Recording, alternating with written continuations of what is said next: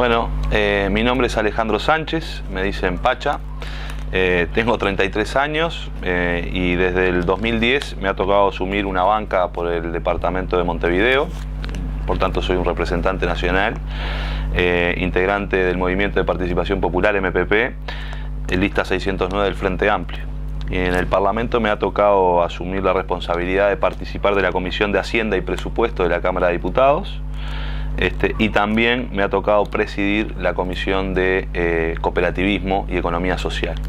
Así que desde allí en el Parlamento estamos trabajando tanto en lo que tienen que ver con todos los proyectos de ley que han sido enviados por el Gobierno Nacional, que tienen que ver con el presupuesto nacional y que tienen que ver a su vez con lo que hace a la economía, el comercio y los impuestos.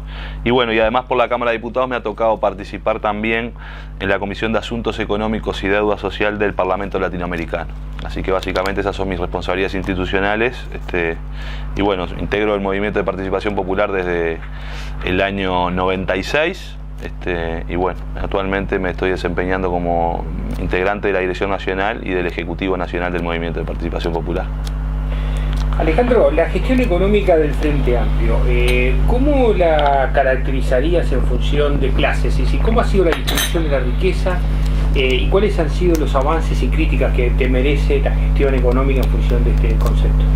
Bueno, a mí me parece que hay un término bien importante para analizar este aspecto que tiene que ver con diferenciar conceptos que a veces se confunden entre lo que es la distribución de la riqueza y la distribución del ingreso. Muchas veces tendemos a confundir distribuir ingreso con distribuir riqueza.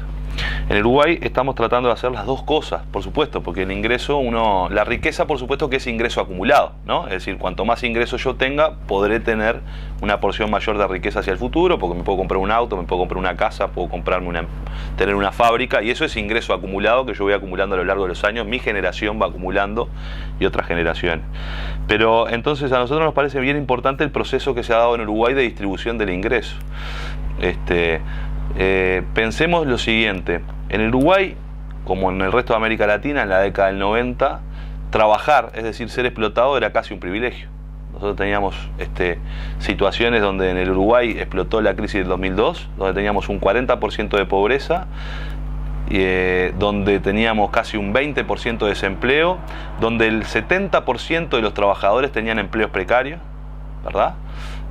Y con todo el rollo aquel que nos vendían de que necesitábamos desregular, ¿no? Y desregular implica quitar cada vez más derecho a los trabajadores, menos salario, no poder sindicalizarse, no tener derecho al seguro de enfermedad, no tener derecho al seguro de paro, no tener derecho a lo que han peleado históricamente los trabajadores, que son las 8 horas para trabajar, 8 horas para descansar y 8 horas para divertirse o para el ocio, ¿no? Horarios rotativos.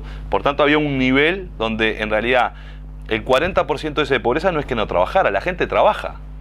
A veces también tenemos otro concepto de que los pobres no trabajan. No, los pobres trabajan, no le pagan, sus ingresos no le dan, tiene un nivel de precariedad tal que no le da para cubrir su canasta básica. Entonces ese proceso se fue revirtiendo, producto de que primero el Frente Amplio convocó los consejos de salario, un elemento sustantivo, la negociación tripartita del salario de los trabajadores, que en definitiva quiere decir que haya crecimiento económico, pero que los trabajadores participen cada vez en términos mayores de la riqueza que se produce en una nación. Entonces en la década del 90 tuvimos todo ese proceso que se desembocó en el 2002, pero tuvimos procesos de crecimiento económico en el país. El Uruguay crecía en la década del 90, cada vez había más pobres también. Quiere decir que los trabajadores participaban menos de la riqueza que se producía en el país. Eso se revirtió con la política que llevó adelante el Frente Amplio, generando espacios para la negociación colectiva. Negociación colectiva que lo que implica es, primero, además de reivindicar todos los derechos que tiene que tener un trabajador cuando trabaja, derecho a la salud, derecho al seguro de paro, derecho a un trabajo digno, derecho a no perder la vida en el trabajo, también tenía que ver con el tema salarial y los incrementos salariales. Y el salario en el Uruguay ha crecido muy por encima de lo que creció el PBI del país. Es decir, hay un proceso en donde además los trabajadores se apropian de una porción mayor del crecimiento de los ingresos, a partir de tener convenios colectivos que se firman entre el gobierno, empresas y trabajadores. Por supuesto que esto siempre va de la mano de la lucha que pueden organizar los trabajadores, porque los patrones generalmente sin lucha los trabajadores no logran nada. por más que haya un gobierno de izquierda también, que pueda hacer el esfuerzo de que existan condiciones para que eso suceda, la lucha de los trabajadores no puede ser obviada nunca, porque los trabajadores logramos las cosas a partir de nuestra organización, de nuestra lucha y de nuestro movimiento sindical. Entonces los trabajadores de este país han tenido un incremento del salario real, es decir, por encima de la inflación, del orden del 40%. En el periodo 2005 a el 2012, 2013. Es decir, el Uruguay hoy recuperó la década del 90 en términos salariales. Los salarios que se perciben hoy son igual en términos reales previo a la década del 90 tan nefasta. Pero nosotros todavía tenemos la deuda de repechar todo lo que nos dejó de herencia la dictadura militar. Los salarios que percibían los trabajadores en la década del 60, en términos generales, hoy no hemos llegado a esos salarios. ¿Verdad? Quiere decir que la deuda que nos dejó la dictadura, que fue dictadura cívico-militar para llevar adelante un proyecto económico y social, todavía no la hemos resuelto. Y creo que ahí queda mucho todavía por trabajar. Pero en términos generales yo creo que hemos construido cosas bien importantes, como que tenemos que el 70% de los trabajadores en Uruguay son trabajadores que tienen empleo regulado en términos formales. Esto quiere decir que es un avance, pero nos queda un 30% también de situaciones donde tienen situaciones de empleo más precarios. Pero ha habido un avance importante en esos términos. Por tanto, yo diría, en términos de distribución, si uno mide por las estadísticas que van demostrando cuánto percibe el decil más bajo de la población, cuánto gana el decil más bajo de la población y cuánto gana el más alto, es decir, cuál es la diferencia entre las dos puntas en la producción económica. Bueno, en el 2005... el decil más rico ganaba 18 veces y medias más que el decil más pobre, ¿verdad? Hoy gana 13 veces y media más. Es decir, ha habido una reducción que quiere decir que cada vez los sectores más chicos se apropian de una porción mayor justamente de los recursos. Y vamos a terminar con otra política bien importante que hace la distribución del ingreso, que tiene que ver, por ejemplo, con la política del salario mínimo, ¿no? Nosotros vamos a terminar con un salario mínimo seguramente en el gobierno de Mujica del orden de los 10.000 pesos, quiere decir que nadie puede tener un salario inferior a eso. Esa es una buena política. El salario mínimo en el 2004 se ubicaba en 1.800 pesos. Hoy vamos a llegar a 10.000 pesos, una evolución en términos reales del orden del 300%, 400% aproximadamente en términos reales, y en términos nominales mucho más, ¿no?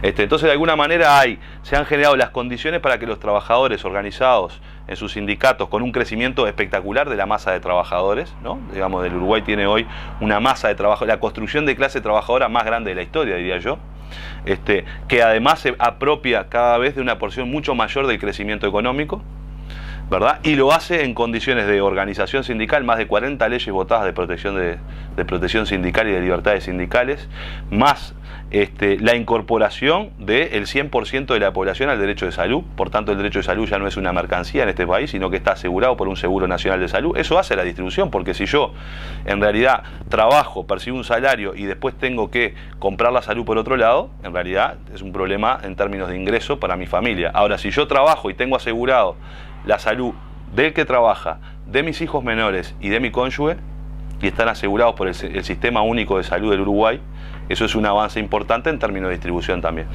Nos queda un trecho enorme por seguir trabajando, por supuesto que nos queda muchísimo, ¿no? Pero nosotros diferenciamos por eso.